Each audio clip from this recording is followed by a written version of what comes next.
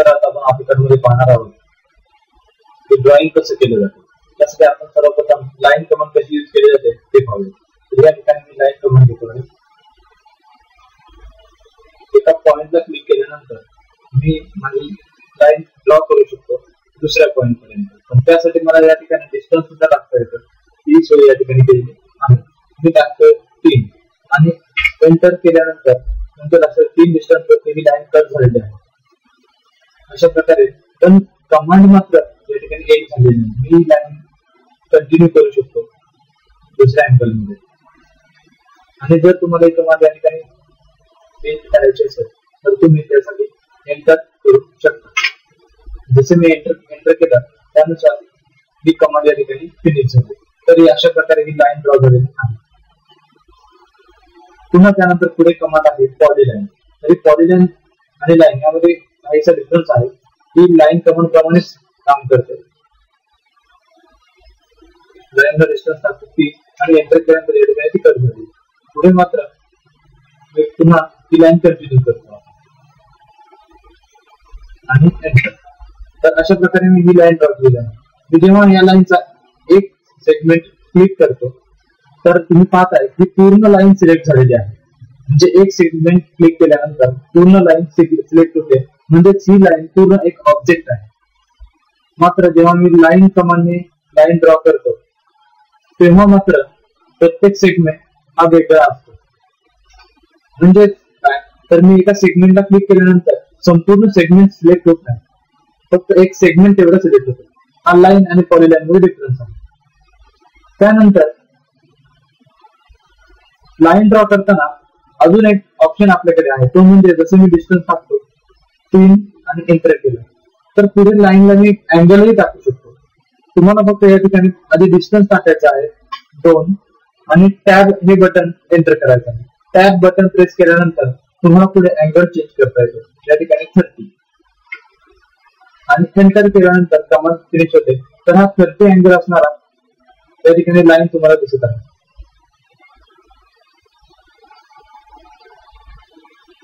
त्यानंतर आपल्याकडे अजून बऱ्याच कमांड आहेत. त्यामध्ये आहे सर्कल.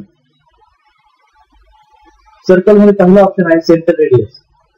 म्हणजे मी एका सेंटरला क्लिक करणार आणि त्याभोवती काही स्पेसिफिक रेडियस असणारा, या ठिकाणी आपण 2 ही रेडियस दिले आणि स्पेसिफिक 2 रेडियस असणारा सर्कल या ठिकाणी ड्रॉ करू शकतो. डिस्टन्स टाकून रेडियस टाकून तुम्ही एंटर केल्यानंतर हा सर्कल ड्रॉ होतो. त्याचप्रमाणे सर्कलचा दुसरा प्रकार आहे सेंटर आणि डायमीटर. क्लिक केलं. आता मात्र या ठिकाणी मला डायमीटर मी टाकण्यासाठी विचारले रेडियस नाही. तर मी डायमीटर या ठिकाणी टाकू शकतो 4. तुमच्या लक्षात येईल 2 रेडियस असणारा आहे 4 डायमीटर असणारा सर्कल या ठिकाणी सेम दिसत आहे. बरोबर, म्हणजे आपली कमांड योग्य आहे. त्यानंतर या ठिकाणी तिसरी सर्कलची कमांड आहे 2 पॉइंट सर्कल. म्हणजे एका पॉइंट पासून मी दुसऱ्या पॉइंट पर्यंत सर्कल ड्रॉ करू शकतो. याप्रमाणे तो बरोबर डायमीटर वरती ड्रॉ होतो.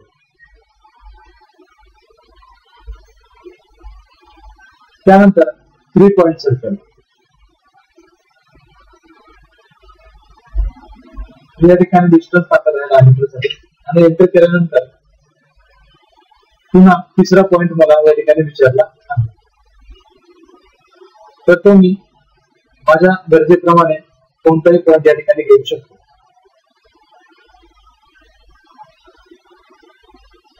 त्यानंतर आहे टॅन रेडियस. एक सर्कल सिलेक्ट केला, दुसरा सर्कल सिलेक्ट केला आणि रेडियस सर्कलची या ठिकाणी मी टाकतो आहे 3 आणि एंटर. तर 2 सर्कल टच करणारा सर्कल या ठिकाणी ड्रॉ झाला आहे 3 रेडियस असणार. त्यानंतर आहे टॅन म्हणजे 3 सर्कलला टच करून जाणारा सर्कल. मी फक्त 3 सर्कल या ठिकाणी सिलेक्ट करत आहे आणि सर्कल ऑटोमॅटिकली ड्रॉ झाला आहे. तर अशा प्रकारे सर्कलच्या या 6 कमांड या ठिकाणी यूज करता येतात. त्यानंतर आहे आर्क. आर्क जर पाहिलं तर तुमच्या लक्षात येईल की यामध्ये 11 कमांड तुम्हाला या ठिकाणी दिसत आहे. त्यातला सर्वात पहिला कमांड आहे 3 पॉइंट आर्क मी क्लिक करतो आणि ही कमांड ड्रॉ करण्यासाठी घेतो. 1, 2 आणि 3 पॉइंट ड्रॉ सिलेक्ट केल्यानंतर त्या ठिकाणी आर्क ड्रॉ झालेला आहे. त्यानंतर सेकंड ऑप्शन आहे स्टार्ट सेंटर एंड, म्हणजे पहिला पॉइंट त्यानंतर सेंटर आणि एंड, म्हणजे अशा प्रकारे हा आर्क या ठिकाणी ड्रॉ झालेला आहे. त्यानंतर आहे स्टार्ट सेंटर अँगल, पहिला पॉइंट सेंटर आणि या ठिकाणी मी अशा प्रकारे अँगल टाकू शकतो. 30 डिग्री अँगल असणारा सर्कल या ठिकाणी ड्रॉ झाला, या ठिकाणी आर्क ड्रॉ झालेला आहे. त्यानंतर आहे चौथा option start centre length, start point centre आणि मी या ठिकाणी लेंथ ड्रॉ करू शकतो. लेंथ टाकतो आहे 5, म्हणजे 5 पेरिमीटर असलेला आर्क या ठिकाणी ड्रॉ झालेला आहे. त्यानंतर पाचवा पॉइंट आहे स्टार्ट एंड अँगल, पहिला पॉइंट एंड पॉइंट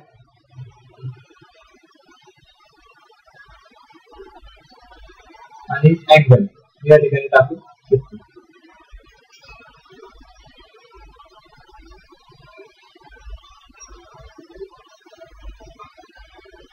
बरोबर, तर या ठिकाणी मी अँगल टाकतोय. डायरेक्शन द्यायची आहे तुम्हाला, up side direction, down side direction. मी डाऊन साइड डायरेक्शन घेतो आणि 90 डिग्री या ठिकाणी. तर अशा प्रकारे हा अँगल ड्रॉ झालेला आहे. त्यानंतर आहे start end direction, start point end point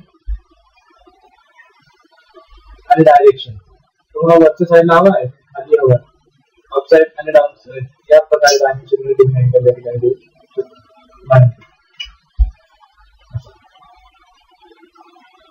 त्यानंतर स्टार्ट एंड रेडियस, म्हणजे स्टार्ट पॉइंट एंड पॉइंट आणि या ठिकाणी मी रेडियस टाकू शकतो. रेडियस 3 आणि एंट्री केल्यानंतर रेडियस 3 टाकली आणि एंट्री केला तर याप्रमाणे. तर रेडियस मात्र मला या ठिकाणी टाकताना मला ही रेडियस 3 पेक्षा जास्त टाकायची आहे, कारण 2 पॉइंट वरचं डिस्टन्स जास्त आहे. ते टाकतो आहे 1 आणि एंटर. तर अशा प्रकारे हा ड्रॉ झालेला आहे. Centre start end, centre click करतो आहे, स्टार्ट क्लिक करतो आहे, एंड पर्यंत क्लिक करतो आहे. तरी याप्रमाणे हा ड्रॉ झालेला.